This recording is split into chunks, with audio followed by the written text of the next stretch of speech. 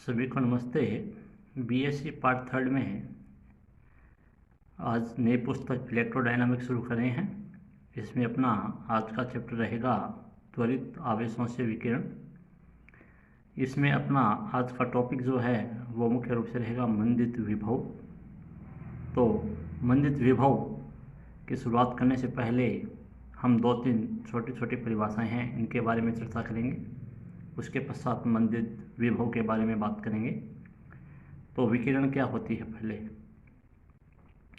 त्वरित विद्युत आवेशों से विद्युत चुम्बकीय तरंगें उत्पन्न होती हैं और एक विद्युत निकाय द्वारा विद्युत चुम्बकीय तरंगों का उत्सर्जन जो होता है वह विकिरण कहलाता है एवं ऐसे निकाय को विकिरणकारी निकाय कहते हैं।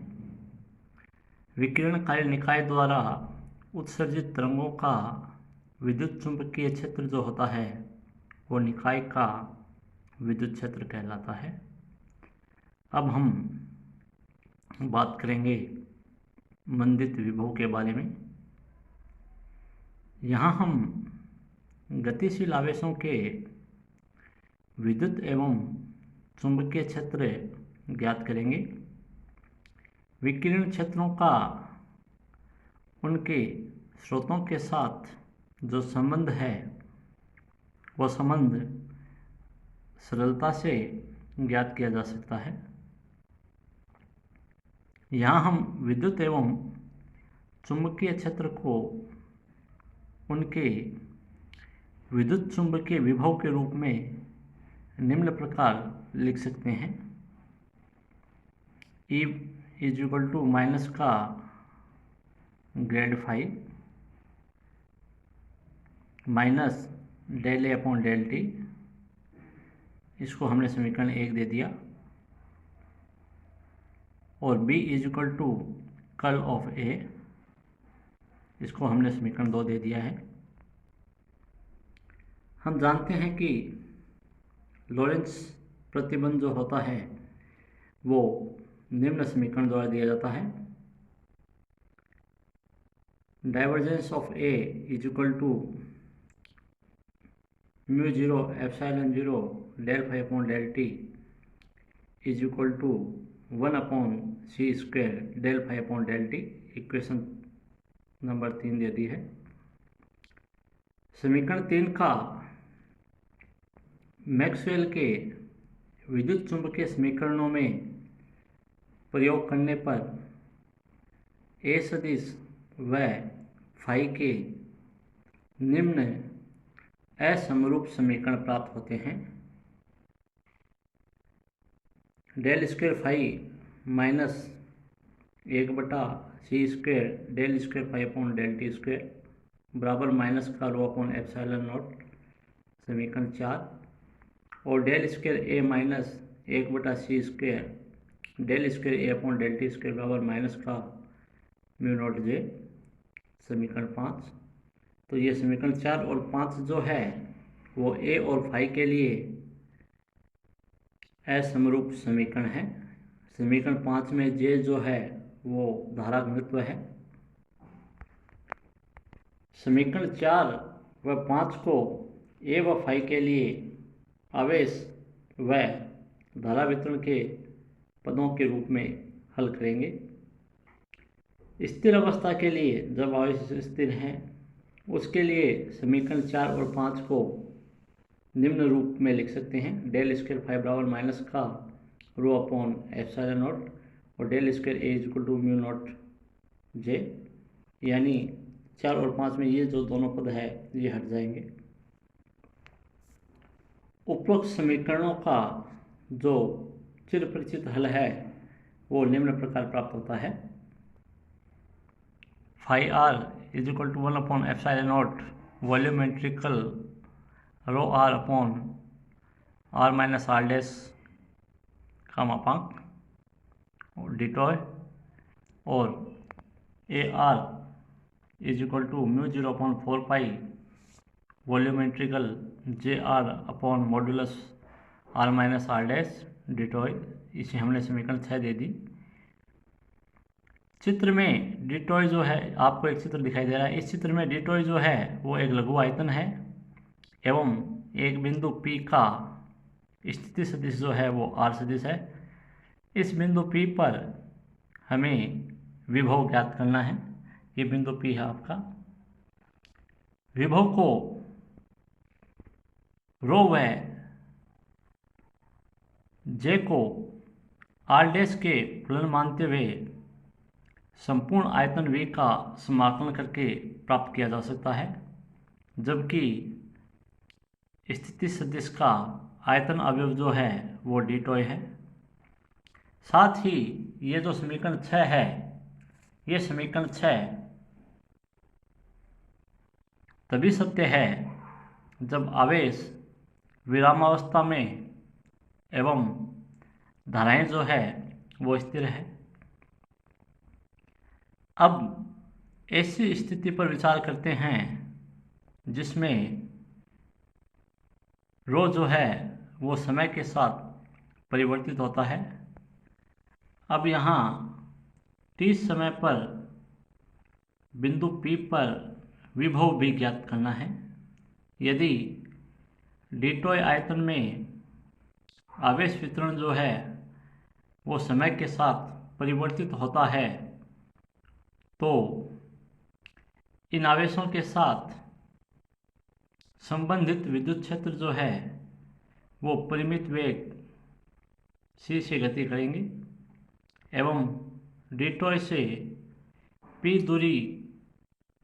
P बिंदु तक की दूरी तय करने में जो समय लगेगा वो समय r-r' होगा।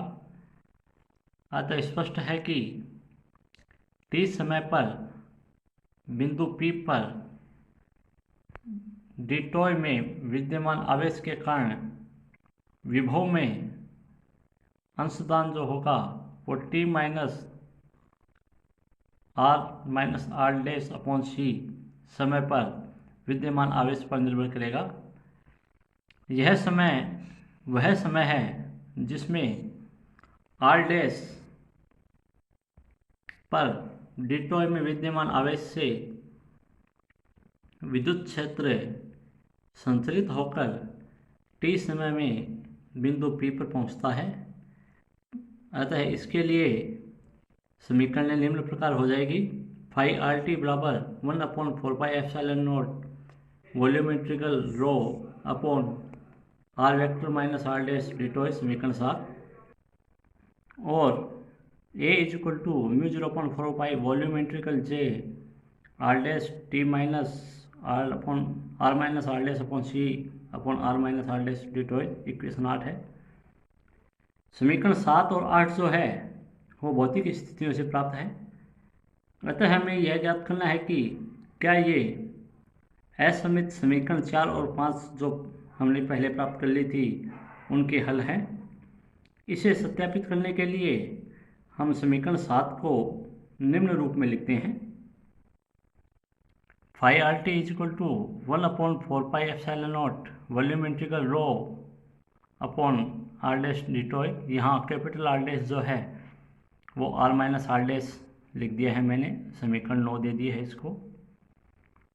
r डैश बराबर 0 पर विभव ज्ञात करना कठिन है। अतः समीकरण 9 में आयतन को दो भागों में विभाजित करते हैं। इस आयतन का पहला भाग जिस बिंदु 5 को ज्ञात है उसके चारों ओर r0 त्रिज्या का एक लघु गोला एवं द्वितीय भाग जो है वो शेष आयतन है। अतः विभव फाई को हम निम्न प्रकार से व्यक्त कर सकते हैं। फाई इक्वल टू φ1 प्लस φ2, दोनों तरफ डेल स्क्वायर ले लेंगे। डेल स्क्वायर फाई बराबर del square φ1 plus del square φ2। लघु गोलों के क्षेत्र में r डैश अपॉन सी बराबर r minus r dash upon C को नगण्य मान सकते हैं। इसलिए पहले इस पार्ट के लिए डेल स्क्वायर φ1 का मान आ जाएगा 1/4πε0 डेल स्क्वायर, वॉल्यूम इंटीग्रल का अंदर मान जो है वही है। यहाँ इसको हल करने पे हमें मिल जाता है डेल स्क्वायर φ1 बराबर माइनस का रो अपॉन एप्सिलॉन नॉट समीकरण 11। यह R0 पर निर्भर नहीं करता है, इसलिए जो गोला हमने माना है इस गोले को बिंदु रूप में लेना चाहिए। अब यहाँ जो ये अपना है डेल स्क्वायर फाई 2, इसका मान ज्ञात करना है। इसका मान ये आ गया है हमारे पास, ये रहा। अब इसका मान ज्ञात करेंगे तो डेल स्क्वायर फाई 2 बराबर 1/4 pi epsilon not volume integral 1/r del square upon del r square rho d tau. अब यदि माना कोएफिशिएंट f है जो f t minus r dash upon c है, उसके लिए del square f upon del r dash square जो है उसका मान हो जाएगा 1/c square del square f upon del t square. तो समीकरण 13 का हमें मान निम्न प्रकार मिल जाता है। आगे चलते हैं, इसको हल कर लेते हैं। हल करने पे डेल स्क्वायर फाई 2 का मान मिल जाएगा 1/c square del square phi upon del t square. समीकरण 15 मिल गई। तो हमारे पास डेल स्क्वायर फाई 1 और डेल स्क्वायर फाई 2 दोनों के मान मिल गए हैं। ये मान अभी पीछे जो हमने समीकरण देखी थी उसमें रख देते हैं। उसमें रखते ही डेल स्क्वायर फाई का जो मान है वो हमें मिल जाता है माइनस का rho upon epsilon not plus 1/c square del square phi upon del t square. इसको हल कर लेंगे। हल करने पे हमें समीकरण 16 मिल रही है। सामान्य हल है, कोई दिक्कत नहीं है। तो समीकरण 16 होगी del square phi minus 1/c square del square phi upon del t square बराबर माइनस का रो अपॉन एप्सिलॉन नॉट। इस प्रकार समीकरण 7 जो है हम कह सकते हैं कि समीकरण 7 जो है वो समीकरण 4 का हल है। और समीकरण 7 व 8 द्वारा व्यक्त विभव जो है वो मंदित विभव कहलाता है। तो ये अपना आज का टॉपिक था, मंदित विभव। Thank you.